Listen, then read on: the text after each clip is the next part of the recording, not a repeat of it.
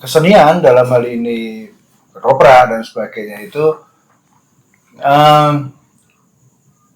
pernah cacat secara sosial. Membuat teater sendiri. Jadi manut pelatih. Manut pelatih anak kau bal-balan.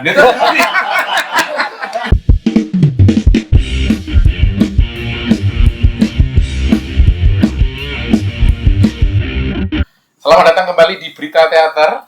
Setelah sekian lama kita tidak berjumpa, sekarang kita berjumpa kembali. Saya harap biasa. Kan PD dulu. Oke. PD. Kita mulai dari kita PD-nya. Siapa tahu nanti ketularan sama yang nonton. Okay. Tapi kita buka kali ini setelah kemarin lama nggak ketemu sekitar 2 bulan. Kita ketemu sama pakar-pakar kalau sekarang ya, sama master-master yang pasti ini juga akan mendapatkan jawaban yang ngalor ngidul. Bener. Jadi siap-siap ini nanti akan nonton sangat panjang dan sangat menarik pastinya. Nontonnya minum Paramek. Umet. Khusus buat cowok katanya obat umet itu. Karena gambar di obat umet itu cowok-cowok biasanya. Oh, ini ya. Iya. Oke, kali ini kita ketemu sama Mas Eko sama Mas Wani. Nanti akan ada nontonnya gitu ya. Untuk subtitlenya namanya di situ. Iya. Oke, kita mau ngobrol-ngobrol kali ini masih tetap seputar teater tentu saja. Sebagai satu pilihan yang menarik menurut beliau-beliau ini. Dan ini masih ditekuni. Ini menjadi satu pertanyaan mungkin bagi teman-teman ataupun yang menyaksikan berita teater ini, atau mungkin bahkan ini jadi menginspirasi nantinya buat teman-teman yang mulai masuk ke dunia teater atau juga Menginspirasi untuk meninggalkan teater. Nah, itu tidak lanjutnya derek sama nonton ya. Nanti kayak gimana keputusannya. Tapi ini perlu ditonton ini ya. Oke, yang pertama ini ceritanya saya itu penasaran sama pilihan untuk mendalami dan belajar teater. Mungkin belajar dulu baru mendalami ya. Karena prosesnya gitu. Kenal dulu baru kejeron. Kalau dari ini saya Mas Eko sama Mas Wani itu sinaunya duluan Mas Wani pasti ya? Iya, Pak. Mas Wani dulu waktu itu. Ini mungkin boleh bercerita melalui kronologis urutan tahun atau gimana, karena itu pasti akan mempengaruhi era-era itu ya. Kalau Mas Wani sendiri waktu dulu pengen masuk teater dan akhirnya menekuninya, walaupun katanya DO Mas ya. Bahaya. Gimana Mas Wani?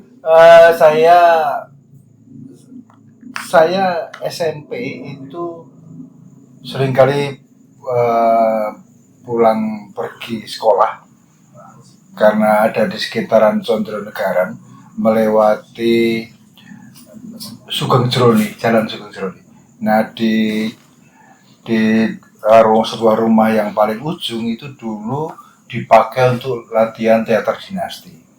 Oh ya, oke. Ketika melewati itu selalu saya berhenti, teman-teman pada pergi, saya nonton gitu. Kok asik gitu loh. Melihat mereka berlatih itu asik sekali gitu. Waktu itu juga kepingin ikut gitu, tapi nggak ngerti harus gimana caranya gitu. Itu SMP.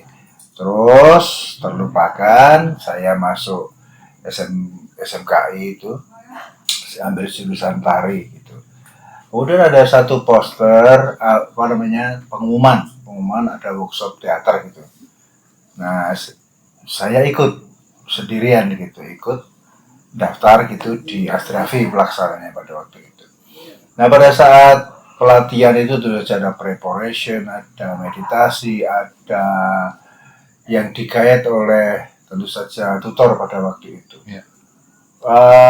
Ya digiring pada waktu ya membayangkan yang bahagia, membayangkan sedih, tentu saja luwih kandha sedih ya. Pada waktu itu kalau sekarang kan beda. Amin. Yang bahagia itu imajiner, sedih itu Realitas. Jadi semakin bisa mendalam. Ya gimana pada saat latihan itu semua peserta nangis gitu. Nah setelah selesai itu kok rasanya rilis, jadi jernih gitu. Nek nganggo basa dramatik ada sesuatu yang bergerak di dalam. Ada kata aja. Ya akhirnya setelah rampung itu saya yang paling rajin untuk menyambung dengan tutor yang pada waktu itu ada. Nah dari situ saya menemukan keasikan bermain. Bermain itu sungguh mengasihkan. Tentu saja tanpa memikirkan nanti bagaimana pekerjaan dan mengasih aja gitu aja Mas Gundri. Asik dulu ya, karena asik dulu gitu ya. Asik. Pertama kepengen dulu karena kayaknya asik, setelah masuk ternyata memang asik, memang menyenangkan. Oh. Gitu. Itu dari SMA, SMK itu ya, gitu ya. Itu pun mempengaruhi pilihannya. Terus akhirnya kuliah mengambil. Ya setelah dari SMKI kemudian sudah waktu itu sudah buka isi. Nah saya ingin mendaftar teater gitu. Pada waktu itu tidak disetujui, tentu saja bukan tidak disetujui, diragukan oleh orang tua saya. Pertama mereka mungkin tidak mengenal teater. Yang kedua jika teater itu dibandingkan dengan kelompok sandiwara atau ketoprak pada umumnya pada waktu itu bandingannya gitu ya. Konon kesenian dalam hal ini ketoprak dan sebagainya itu pernah cacat secara sosial gitu ya. Maksudnya Tobong kita tahu cerita-cerita pahit di sana gitu. Oh, yeah. Ada keraguan di situ oleh orang tua saya. Tapi kehebatan orang tua saya adalah membiarkan pilihan saya. Yang pada akhirnya sampai dengan semester 4 nilai yang keluar cuma 2 semester.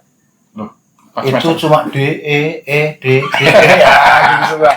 Karena ternyata lebih asik dulannya. Tapi kalau saya boleh ngomong refleksi sekarang, itu saking kuatnya homo ludensnya itu loh. Kehendak bermainnya terlalu kuat tanpa memikirkan hal-hal yang rasional. Gitu. Yeah. Tapi tetap mengasihkan. Tetap mengasihkan. Dan itu membuat bertahan di situ. Pada waktu itu sampai saat itu masih tetap bertahan dengan nilai yang seperti itu, kondisi orang tua yang seperti itu pun juga. Nah kemudian memang setelah memang DO itu ya terus memang saya belajar dari sanggar ke sanggar dan sebagainya. Meskipun kalau refleksi sekarang saya berpikir bahwa saya memang tidak cocok. Ini bukan soal gaya atau tidak gaya, tapi memang saya nggak cocok dalam pola akademik gitu.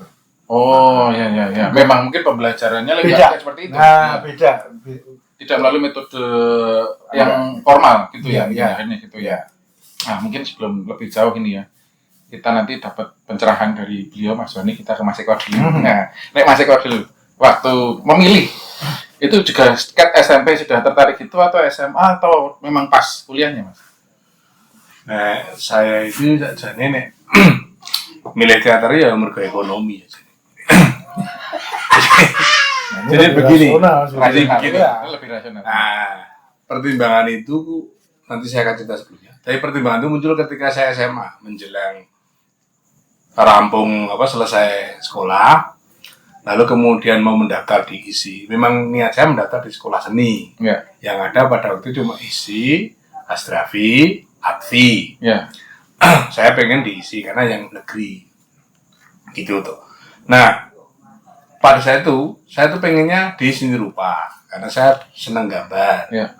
Cuma menjelang kelas 3 itu menjelang selesai di kelas 3 awal menjelang selesai itu mikir kalau seni rupa itu nanti apakah prakteknya nggak banyak biaya, itu pertanyaan saya sendiri ya.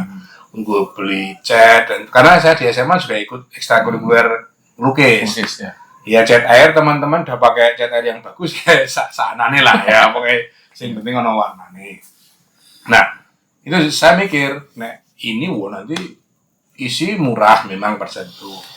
Zaman saya mungkin zaman Bani lebih murah ya. Zaman saya 1 semester 128.000. Saya 90. Nah ini 90.000. Kan murah banget sak semester kuwi. Bayar murah iso ngunak-unak ke dosen apa kan. Istimewa.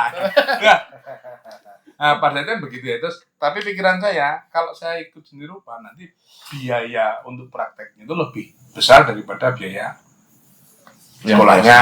Nah, di SMA juga saya juga ikut teater. Jadi saya ikut dua teater sama lukis atau gambar itu. Akhirnya saya milih secara rasional kaitan dengan ekonomi, saya milih teater.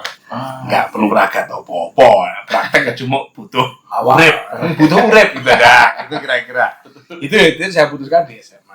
Tapi pengalaman teater saya dimulai dari SD ketika saya ikut lomba Langen Carito. Karena guru saya dulu itu orang lulusan Taman Siswa, jadi membawa Langen Carito itu di sekolah. Nah, saya terpilih sebagai perjurit, mungkin jadi peran utama toh, jadi perjurit. Tapi waktu itu ya senang-senang beban, bagi saya beban karena harus Langen Carito kan bisa nembang. Iya. Padahal suara saya jelas fales. Tapi ya namanya anak-anak ya waktu itu mungkin anak-anak kan sekolah plastik, jadi istilahnya saya ikut Langen Carito. Tapi saya tidak menemukan kesenangan seperti Mas Bani karena saya ikutnya untuk lomba. Jadi bukan untuk homo ludens tadi. Jadi homo kepeksa jadi terpaksa untuk ikut teater. Lalu kemudian itu saya lupakan karena bagi saya itu beban. Ya. Di SMP saya senang gambar, ngikuti teman saya namanya David. Dia pintar gambar, saya ikutin dia. Ada teman saya namanya Kuncoro, dia pintar gambar, saya ikutin. Gayanya itu saya ikutin, caranya saya ikutin. SMA terus saya gambar, tapi di SMA saya juga ikut ekstrakurikuler teater, 2 yang saya ikut. Nah ketertarikan saya di teater karena ternyata waktu SMA itu saya sama teman-teman daun berontak. Gurunya namanya Udi, sekarang ya Mas Udi itu, itu gurunya. Tapi kita membuat teater sendiri. Jadi manut pelatih, anak kau bal-balan gitu. Jadi dulu sejak SMA itu mikirnya gitu, mikirnya gitu. Jadi pas ekstrakurikuler ya ikut pelatihnya, tapi begitu masuk ke sekolah kita bikin acara sendiri dengan teman-teman komunitas teater yang ikut itu. Nah di situ kelas 2 saya udah mulai buat cerita sendiri. Waktu itu kan masih buat sendiri. Terus kemudian desain kostum sendiri. Jadi istilahnya apa ya?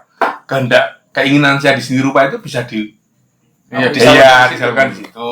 Tapi waktu itu yang terkenal kan teater itu waktu zaman saya SMA dulu kan operet. Jadi buat naskah, lalu dialognya direkam, terus kemudian ada sound musiknya diambil dari lagu-lagu itu, terus kita tinggal menggerakkan lip sync. Sampai di kelas 3 itu bikinnya seperti itu.